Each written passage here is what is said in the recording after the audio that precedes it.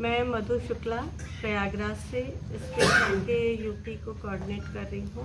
आज ये प्रेस वार्ता का क्या उद्देश्य था, किस कार्यक्रम के लिए प्रेस वार्ता रखा गया है? ये जो बनारस घराने पे जो कार्यशाला चल रही है, उसी कार्यशाला के मध्य एक समापन उत्सव समापन उत्सव तो बाद में होता है, किंतु ये एक उत्सव के रूप में हम बीच में ब्रेक देते हुए ये कार्यक्रम आयोजित कर रहे हैं। और इसको रुद्राक्ष जो यहाँ पे कन्वेंशन सेंटर में आयोजित हो रहा है कल। ये कब से कब तक प्रोग्राम चलेगा आपका? ये 3 बजे से लेके 6:30 बजे तक। इसके मुख्य अतिथि भी रिजर्व बैंक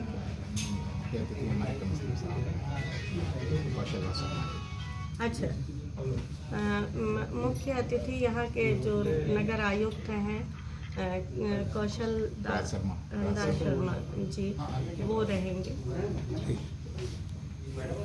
वार्ता है वो कल के कार्यक्रम के संदर्भ में है। देखिए, संगीत के संरक्षण संवर्धन में घरानों का बहुत बड़ा योगदान रहा है।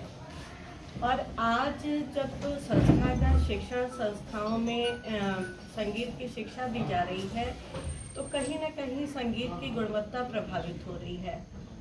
अब सिडबी ने ये बहुत सुंदर प्रयास किया और उसमें स्पिक मैके को साथ में जोड़ा कि हम अपने घरानों को बढ़ा सकें, क्योंकि विद्यालय की शिक्षा एक डिफरेंट शिक्षा है और घरानों की तालीम जो सीना बसीना तालीम होती थी वो अपने आप में बहुत महत्व रखती है। तो ये दोनों संस्थाएं मिलकर और जो हमने 1 अगस्त से ये कार्यक्रम शुरू किया, बनारस घराने के सिद्धहस्त कलाकार पंडित मिश्र जी के सुपुत्र रितेश रजनीश जी के कार्यक्रम से इसकी शुरुआत हुई।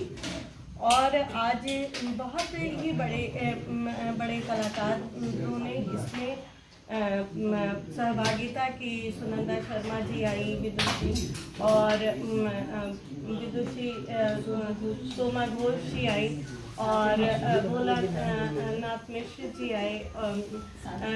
हाँ, पद्मभूषण पंडित साजन मिश्र जी ने कार्यशाला की। तो ये एक इतना सुंदर प्रयास रहा, क्योंकि इतने बड़े कलाकारों को जब बच्चे दूर से देखते हैं, सुनते हैं, जानते हैं, समझते हैं, तो वो एक बहुत दूर की बात होती है। किंतु जब इतने सानिध्य में और उनसे सीखने का सौभाग्य मिल गया, तो मैं तो समझती हूँ कि हर बच्चे अपने आप को धन्य महसूस कर रहे होंगे। बहुत संगीत के शौकीन बच्चे जो बहुत शौक रखते हैं, या उनके संतति जो परंपरा से मतलब बेटे हैं या ग्रैंडसन है, उस तरह के शिक्षा लेते थे। स्पिक मैके तो बच्चों में पहुंचता है और वहाँ पे कोई संगीत से है या नहीं है, मगर वो संगीत से जुड़ता है। तो ऐसे में ये अलग प्रयास हमारा इस दृष्टि से है कि हम उन घरानों को उन बच्चों तक ले जा रहे हैं जिनकी पहुंच नहीं है, जिनकी पहुंच वहां तक नहीं थी। ऐसे बच्चों को हम उन घरानों से जोड़ रहे हैं। परिस्थितियां कौन सी आ गई?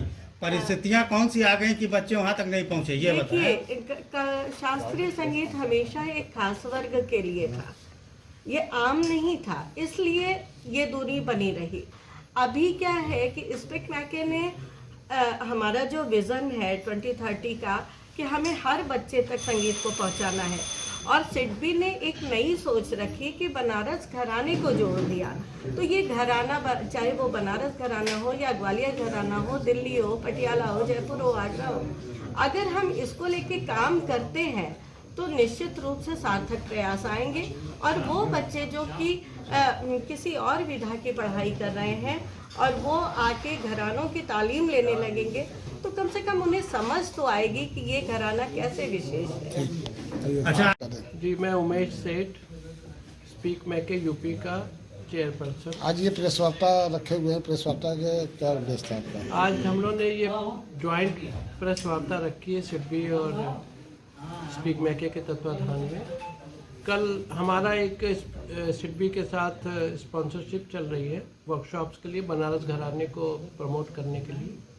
तो उसका एक हम लोग छोटा सा समापन या ब्रेक के लिए आप कहिए समापन समारोह कल कर रहे हैं, जिसमें कि हमारे 3 कलाकार गुरुजन पार्टिसिपेट कर रहे हैं। और जैसा कि आपको पता लगा, पहला प्रोग्राम शहनाई वादन का होगा, फिर साजन मिश्र जी का, और उसके बाद विशाल कृष्ण का कथक होगा। तो ये 3 प्रोग्राम का हम लोगों ने आयोजन किया है, जो कि बनारस में पहली बार हो रहा है सर। और ख़ासकर बनारस घराने को प्रमोट करने के लिए जो पहल की है सिडबी ने, उसके हम बहुत अनुग्रहित हैं उससे, और काफ़ी अच्छा प्रयास रहा और काफ़ी सक्सेस रहा। सबसे अच्छी बात है कि हर स्कूल कॉलेज उसमें हर जगह बच्चों ने खूब मन लगा के सीखा और नई नई चीज़ें बनारस घराने की। अच्छा, एक चीज़ आप हमें जानकारी दें कि बनारस जो है शास्त्रीय संगीत में अपने जगह पे एक स्थान रखता था। क्या कारण हुआ कि आप ये इतने महीनों से जागरूक कर रहे हैं? ये समस्या क्या है? नहीं, प्रॉब्लम ये है कि देखिए, बनारस घराना तो बहुत पुराना है, इसकी एक अपनी ऐतिहासिक कहानी है, तो उसको तो आप भूल नहीं सकते हैं, अपनी जगह है। लेकिन आपने देखा होगा बीच के दिनों में क्या हुआ कि जितने बनारस घराने के कलाकार थे, वो किसी न किसी वजह से बनारस छोड़ के बाहर चले गए, बाहर बस गए। कोई दिल्ली चला गया, कोई बम्बई चला गया, कोई और कहीं चला गया। तो उसकी क्या वजह थी ये आप समझ सकते हैं। लेकिन अब धीरे धीरे आने वाले दिनों में इस तरीके के प्रोग्राम जब स्पीक मैके और सिडबी के साथ मिलकर हम करने लगे बनारस घराने को प्रमोट करने के लिए, अब इन कलाकारों को भी थोड़ा सा लगने लगा कि स्पीक मैके इस तरह के कार्यक्रम कर रहा है, उनको बनारस में भी कर पा रहा है।